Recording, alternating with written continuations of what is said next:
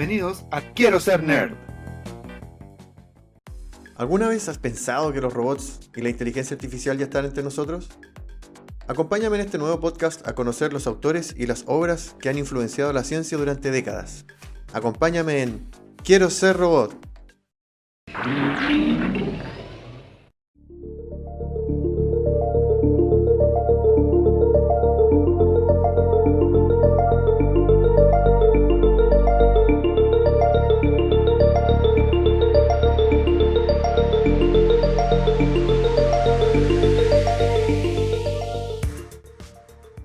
Espero que ya hayan ido a ver Duna, la nueva película que se hizo de esta gran saga. Considero que está muy bien hecha, que es muy buena, es una excelente adaptación. Así que fue un gran trabajo del director Denis Villeneuve y todo su equipo. Incluso el hijo de Frank Herbert vi por ahí que está como uno de los productores. Y les empiezo hablando hoy día de Dune, de Duna, porque hoy día también voy a hablar un poquito de Denis Villeneuve. Y además, si se acuerdan, en el capítulo 4, cuando hablé de Duna, les conté cómo la parte estética y la puesta en escena de esa película me cautivaron cuando yo era bastante chico, menor de 10 años. Pero no fue la única que en esa época cautivó mi curiosidad y mi pasión por el cine. Es más, me atrevo a decir que la película, o de la obra que voy a hablar hoy, me cautivó incluso más que Duna desde ese punto de vista, desde la puesta en escena. Y de ahí en adelante hasta el día de hoy sigue siendo uno de mis tópicos favoritos, incluso por los cuales decidí empezar a hablar de estos temas en este podcast, y es todo el género cyberpunk. Es una película que muchos se van a acordar y tal vez le llamó la atención lo mismo que a mí, que transcurría casi todo de noche, habían autos voladores, pero al mismo tiempo, y esto es un poco divertido, pero lo que realmente me cautivó siendo menor de 10 años es ver el símbolo Atari en la película. Al ver ese símbolo de Atari me sentí tan identificado con el universo que se estaba reflejando ahí. Era la etapa en que todos jugábamos con la consola Atari. Y bueno, fue esta puesta en escena que me cautivó. Y al cabo del tiempo, a medida que la iba revisitando, por decirlo de alguna manera, la iba viendo ya a medida que yo iba madurando, fui rescatando y sigo rescatando distintas cosas de esta historia. Recuerdo que cuando la vi por primera vez, los antagonistas ya eran los malos, los que había que derrotar de alguna manera. Pero luego con el tiempo me fui dando cuenta que estos antagonistas tenían fuertes convicciones o incluso fuertes motivaciones para lo que estaban haciendo, para lo que estaban buscando. A veces se ven un poco, quedan reflejados como crueles, pero existía una razón detrás de eso, había una justificación, entre comillas, por decirlo de alguna manera. Esta es una de las grandes obras que me llevaron a tener este tipo de conversaciones que hemos visitado varias veces ya en este podcast acerca de qué es lo que te da humanidad, qué es lo que es la humanidad que te hace ser humano. Y siguiendo con las similitudes que me ocurrieron con Duna a principios de los 80, luego al seguir viendo esta película, Blade Runner, por si no se habían dado cuenta que estoy hablando de Blade Runner, ahí también vi en los créditos que estaba basada en una novela de Philip K. Dick llamada ¿Sueñan los androides con ovejas eléctricas? Así que apenas pude encontrarlo, me lo compré. Nuevamente lo tengo aquí al lado mío para poder conversar también de la obra completa, el libro y las dos películas que se han hecho hasta ahora.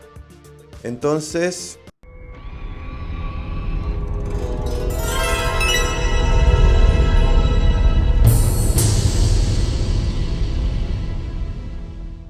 bienvenidos todos los Replicants y bienvenidos todos los Blade Runners, bienvenidas todas las personas a otro capítulo del podcast Quiero Ser Robot, otro spin-off del podcast Quiero Ser Nerd. Un podcast donde les converso de obras de ciencia ficción que traten de robots, de inteligencia artificial, cyborgs y cómo a veces estas obras logran influenciar a la ciencia actual. Rápidamente, a modo de resumen, les cuento de qué hablaron los capítulos anteriores. Capítulo 1, la fundación de Isaac Asimov. Capítulo 2, manga Alita de Yukito Kishiro. Capítulo 3, la trilogía del Sprawl de William Gibson. Capítulo 4, Duna de Frank Herbert. Capítulo 5, el juego de Ender de Orson Scott Card. Capítulo 6, Gundam de Yoshiyuki Tomino. Y en el capítulo anterior hablé del manga y tanto la película como las películas y las series de Ghost in the Shell de Shirou Masamune, un manga donde te pueden hackear incluso el cerebro y por ende te pueden controlar. Es bastante interesante. Y hoy día, como les decía, les voy a hablar de Blade Runner. Entonces, yo siendo muy chiquitito, antes de los 10 años, vi esta película, quedé maravillado por lo que ya les conté, sumado a una música maravillosa de Vangelis. Pero debo reconocer que no la revisité mucho más hasta que estuve ya bastante mayor, cuando ya estaba trabajando. Me acuerdo haber compartido oficina con un buen amigo, mando un saludo ahí a Cristian Arellano, con quien nos pusimos a escuchar la música de Blade Runner en algún momento, puse el soundtrack y nos pusimos a hablar de la película, y ahí me di cuenta cuánta más gente la disfruta tanto como yo y la considera también un ícono de la ciencia ficción. Y como les comentaba, ya siendo más grande, revisando los créditos, viendo que estaba basada en un libro, también leí la novela. Así que ahora les voy a conversar más o menos las diferencias, las similitudes, el universo que presentan y por qué es tan relevante, siento yo, para el cyberpunk. Y comenzando con el universo, en Blade Runner se cuenta un futuro relativamente cercano al nuestro, pero posterior a una guerra, a una tercera guerra mundial, que creo que se llamó Guerra Terminus, en el libro se llama así, y en el cual, debido a esta guerra, quedan muy pocos animales y los que quedan están en peligro de extinción. Entonces se presenta una realidad donde existe la tecnología suficiente para hacer organismos sintéticos, animales robot por decirlo de alguna manera, pero son sintéticos, o sea, no son tan eléctricos ni tienen tanto metal, sino que son como organismos sintéticos. Y a la vez esto permitió también llevar a tener una tecnología de androides humanoides o nuevamente humanos artificiales, por llamarlo de alguna manera, los cuales principalmente se utilizaban como esclavos en colonias espaciales. Debido al deterioro que tiene la Tierra, el gobierno de las Naciones Unidas impulsó a que la humanidad fuera a colonias en el espacio, y a la gente que optaba por hacer esto se les permitía tener un androide esclavo para el uso personal. Y al comienzo de la historia, tanto de la película como del libro, ya estamos frente a el modelo de androide Replicant, se llaman los Replicants, al modelo de Replicant tan avanzado que tú no los puedes distinguir ni a simple vista, ni con un examen de sangre, sino que solamente luego de que han muerto, estos androides, al hacerle un tipo de examen especial en la médula, se logra distinguir que son artificiales. Y la historia se centra principalmente en un policía, Deckard, quien tiene la misión de investigar y perseguir a androides de este tipo que se han vuelto en contra de sus amos y que han llegado a cometer delitos. Entonces, estos policías especiales, que son más parecidos a un mercenario, se llaman Blade Runners y, como te digo, están encargados de detectar a través de un examen especial que está asociado a la empatía a los replicants que ya están contra la ley. Y es aquí, en función de la empatía, lo que logra diferenciar un humano de un replicant. ¿Por qué? Simplemente porque un replicant no tiene las vivencias de un humano, no vivió desde pequeño, no se crió desde pequeño, sino que partió teniendo la edad con la que son creados, parten siendo adultos, no tienen vivencias, por ende tiene una distinta forma de percibir la empatía, el amor hacia el prójimo. Y eso es lo que logra diferenciarlo. Pero se presenta en esta realidad y en este universo humanos que pueden llegar a ser incluso menos empáticos que un androide. Entonces surge esta discusión realmente, o en realidad no es una discusión, en realidad se presenta la situación que lo podemos ver en cualquier momento y en cualquier parte de nuestra vida actual. Cómo ciertas personas, como ciertos humanos pierden entre comillas su humanidad. Pensemos que los replicants se diseñaron para ser esclavos. Entonces, ¿dónde está la humanidad detrás de eso? Esa es como la crítica que se presenta dentro de la historia, tanto en los libros como en las películas. Y asimismo, si un replicant logra empezar a tener empatía o afecto o cariño hacia los humanos, ¿por qué tratarlo diferente? ¿Por qué no llegar a considerarlo una nueva forma de vida nomás? Como hemos conversado en capítulos anteriores y en obras parecidas, oye, ¿qué es lo que te hace ser humano? Bueno, veamos cómo nos empezamos a comportar con el prójimo y cómo empezamos a actuar con la sociedad, cómo empezamos a interactuar en grupo, en vez de estar viendo de dónde venimos o cómo, entre comillas, nacimos o cómo llegamos a estar en la sociedad donde estamos viviendo. ¿Qué es lo que realmente te da humanidad? ¿Tu forma de ser, tu forma de comportarte o desde dónde vienes o cómo fuiste, entre comillas, creado? Esa es una temática que está de frente en esta historia y te hace pensar acerca de eso constantemente. Y en particular les quiero hablar de dos cosas que se plantean fuertemente en el libro, que ayudan, perdón, en la obra, tanto el libro como en las películas, que te ayudan a ver reflejado lo que les acabo de comentar. Por un lado yo rescato del libro la desesperanza, porque hay una parte en que los replicants saben que están siendo buscados y que van a ser cazados por Blade Runners, y llega un momento en que sienten una desesperanza notable. Entonces, perder la esperanza en que vas a lograr sobrevivir se ve reflejado de una manera tal que llega a que otros personajes humanos sientan compasión por ellos. Eso es súper potente, cómo queda reflejado en el libro y cómo uno como lector siente esa misma compasión. Uno se vuelve empático hacia los replicants. Y por otro lado, yo rescato mucho de la primera película la compasión que logra tener uno de estos replicants por un Blade Runner, por el personaje principal incluso. No voy a hacer spoiler, pero también esa compasión que se da entre el androide y el humano, por el lado del androide hacia el humano, quiero decir, también te ayuda a ver reflejado cómo realmente esa barrera que supuestamente existe entre el humano y el replicant como que tiende a desaparecer. Y ya en el caso de la tercera película también aparecen situaciones o se ve explicado mejor toda la posibilidad de amor y a su vez familia que podría llegar a establecerse entre humanos y replicants, que también es súper relevante y es súper importante para que ayude a sacar o a derribar barreras que podrían llegar a existir para diferenciarnos entre humanos y androides. Ok, entonces habiéndole explicado lo importante que yo veo en el universo de esta obra, les voy a comentar un poquito más de cada una de estas obras, que son 3 de las que voy a hablar, que es el libro y 2 películas. El libro, como les comentaba yo, se llama ¿Sueñan los androides con ovejas eléctricas? Como pregunta, haciendo ahí un juego de palabras entre contar ovejas para quedarse dormido y que existen animales, como yo les decía, eléctricos y sintéticos. Entonces hay animales robots, hay animales sintéticos, entonces se preguntan, oye, si un androide que es un humano sintético soñaría con ovejas también sintéticas. El libro es del año 68 y bueno, ya con el universo les comenté realmente el setting del libro, más o menos de qué se trata. Pero en particular es un caso de una cierta cantidad de replicants, de androides, que se escapan desde una colonia de Marte y llegan a la Tierra y por ende, por haber escapado y dejar de ser esclavos y comenzar a delinquir, son cazados por el personaje principal o comienza una cacería por parte del personaje principal, que es un Blade Runner, que se llama Deckard.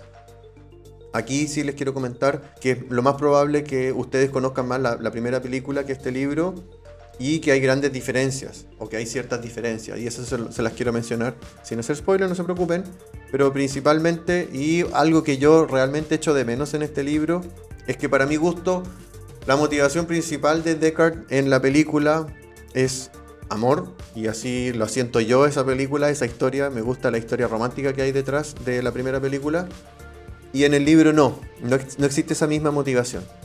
En la película, en el libro, disculpen, hay una motivación que está más asociada a la plata que va a ganar por el hecho de cazar a estos robots. Y a su vez hay una gran parte de la historia que está referida a una religión que existe en el libro, también asociada hacia la empatía, que están buscando los humanos los unos con los otros, debido a que vienen saliendo de una guerra que casi destruye la Tierra completa. Existe una religión que en las películas no aparece. A título personal puedo decir que honestamente esa parte de la historia yo creo que no aporta mucho, según mi parecer. Pero para los que también hayan leído el libro, no sé, me pueden dejar opiniones con respecto a eso. Y voy a hacer hincapié en la parte del romance. Una de las partes potentes de las 2 películas es romance que puede llegar a ocurrir y cómo eso desencadena un cambio en el paradigma de la interacción entre humanos y replicants. Eso lamentablemente en el libro se trata de una manera bastante menos relevante, por decirlo de alguna manera. Sigue existiendo una relación entre un Blade Runner y un replicant, pero realmente con una mirada diferente que en las películas. Y ahora ya pasándome a las películas, la primera está basada principalmente en el libro, es del año 1982, la dirigió Ridley Scott y bueno, como les comenté, fue la forma en que llegué a conocer yo esta obra. para mi gusto es una de mis películas favoritas, realmente una obra maestra. Y como les comenté, pues bueno, la diferencia con el libro está el tema de la motivación del personaje principal para mi gusto. Y ocurre este suceso que les digo yo de la compasión que existe entre un Replicant y un Blade Runner. Algo que realmente a mí me marca cada vez que veo la película, está asociada a eso. Como lo que cuando yo era chico percibí como el malo y hay que matarlo o hay que eliminarlo, a lo que termino entendiendo ahora que soy un adulto y veo que lo que ellos buscaban en realidad era encontrar un espacio en la sociedad, una posibilidad para poder vivir en armonía. Lamentablemente el camino que siguen para llegar a eso considero que es el equivocado, pero está asociado a esta falta de empatía que tienen. Entonces caen fácilmente en una suerte de que el fin justifica los medios y tratan solamente de extender su vida. Esa es otra gran diferencia que existe entre el libro y las películas. En las películas, los replicants, como una forma de seguro, de seguridad, no sé, por si es que si llegasen a revelar, solamente pueden vivir 4 años. Luego de 4 años ellos se deterioran y mueren. Esa es la principal motivación que tienen en la película estos replicants que escapan de Marte. Es como buscar la forma de revertir eso, al mismo tiempo que Deckard les trata de dar caza. También en esta película y en este universo, similar a lo que les comentaba de que sucede en Ghost in the Shell, se utilizan memorias falsas o memorias creadas para darle un poco más de humanidad a los replicants una vez que los fabricas. Entonces se les tienen que implantar memorias. Eso es súper relevante porque también se demuestran casos de replicants que no saben que lo eran y que pensaban que son humanos. Incluso hay escenas tanto en el libro como en las películas donde replicants se enteran que lo son. Y claro, es un shock para ellos habiendo pensado que eran humanos.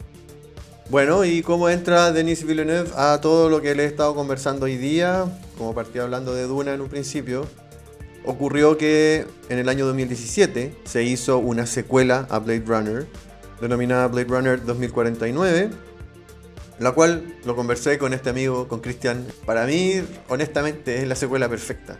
No es la película perfecta, no es la mejor película que he visto, pero sí es la secuela perfecta desde el punto de vista de ocurre 35 años después que la historia original y asimismo han transcurrido 35 años desde la historia original y realmente envejeció la historia y envejecimos todo de una manera tal que la historia queda perfecta. O sea, la historia que se cuenta está asociada a que este romance que ocurría en la primera película da origen a una familia y esta familia tiene que funcionar en las sombras, en lo oculto. Y después de 35 años, la sociedad del universo de Blade Runner ha madurado de manera tal de que podría llegar a entender este tipo de familia. El conflicto está todavía, no están aceptados los replicants de una manera a que pueda haber interacción de tipo familia entre humanos y replicants, pero la sociedad va evolucionando a eso. Y debido a la familia que se generó en la historia que ocurrió en la primera película, se logra seguir avanzando hacia poder aceptar a los replicants como seres vivos o como equivalente a los humanos. Otra temática que se plantea en las películas, no tanto así en el libro, está relacionada con los humanos creadores, fundadores de las empresas más exitosas que fabrican replicants. Tienden a perder la humanidad debido a que tienden a pensar que están por encima de la ética moral, que se están acercando a ser una suerte de deidad por el hecho de estar creando humanos, entre comillas humanos. Así que funcionan por sobre la ley, piensan que son intocables. El trato que tienen hacia los replicants, ya que los fabrican ellos, es bastante inhumano en algunos casos. Entonces nuevamente se refleja que da lo mismo si naciste o no desde otro ser humano, sino que es tu forma de comportarte, es tu forma de ser, es tu ética moral la que te da humanidad. Y ya con ese último pensamiento los dejo por el capítulo de hoy. Los invito a leer ¿Sueñan los androides con ovejas eléctricas? Y los invito a ver Blade Runner. Y los invito a ver también su secuela Blade Runner 2049. No se van a arrepentir. Son excelentes obras que los van a llevar nuevamente a pensar un poquito más qué es lo que nos da la humanidad, quiénes son humanos, cómo se puede llegar a perder la humanidad. Y eso, que lo pasen muy bien. Nos vemos en el próximo capítulo. Chao, chao.